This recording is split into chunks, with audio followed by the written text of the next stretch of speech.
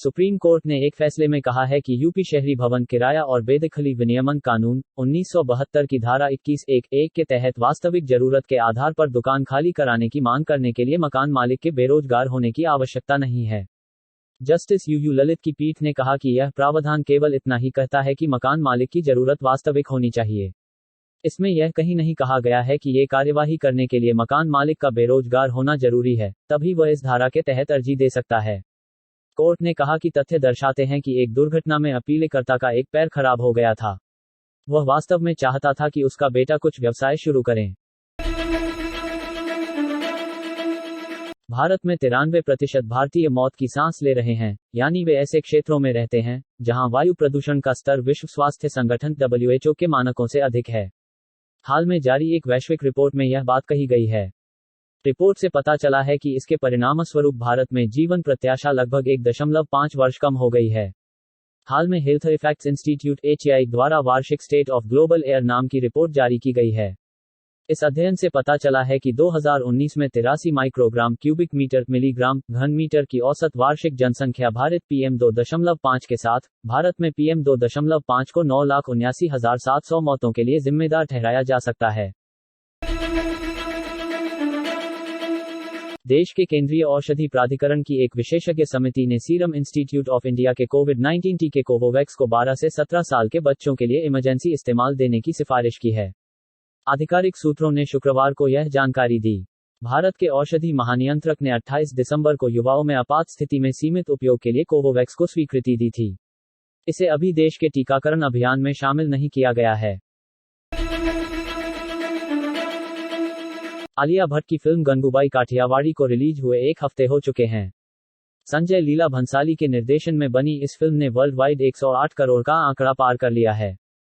देश और दुनिया भर में आलिया भट्ट की यह फिल्म धमाल मचा रही है। बॉक्स ऑफिस पर पहले दिन से ही यह फिल्म अच्छा प्रदर्शन कर रही है और नई फिल्मों की रिलीज के बाद भी यह झुकने को तैयार नहीं है। टीवी का कॉमेडी शो भाभी जी घर पर है के नए प्रोमो में मेकर्स ने विदिशा श्रीवास्तव की झलक दिखा दी है। पिछले 7 साल से भाभी जी घर पर है लोगों का पसंदीदा शो बना हुआ है। विदिशा श्रीवास्तव इस शो में अनीता भाभी के रोल में नजर आएंगी और उन्होंने एक्ट्रेस नेहा पेंडसे को रिप्लेस किया है। सामने आए प्रोमो में अनीता भाभी के रूप में विदिशा श्रीवास्तव की ग्रैंड एंट्री देखते ही बन रही है। भाभी जी घर पर हैं के नए प्रोमो को देखने के बाद लोगों का मिला जुला रिएक्शन सामने आ रहा है।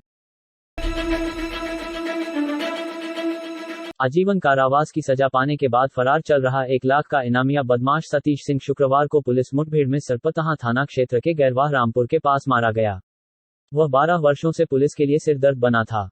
मौके से एक बदमाश फरार हो गया। बदमाशों की गोली से पुलिस के 2 जवान भी घायल हुए हैं। पुलिस ने दिन में 2:50 पर मुठभेड़ होने का दावा किया है। बदमाश के पास से AK-47 व 9mm की पिस्टल बरामद हुआ है। मौके से पुलिस ने नीले रंग की पल्सर को भी कब्जे में ले लिया। टेस्ला के मुख्य कार्यकारी अधिकारी एलोन मस्क ने तेल और गैस के प्रोडक्शन में तत्काल बढ़ोतरी की अपील की है। दरअसल, रूसी कंपनियों पर यूक्रेन युद्ध के चलते पाबंदियां लगा दी गई हैं।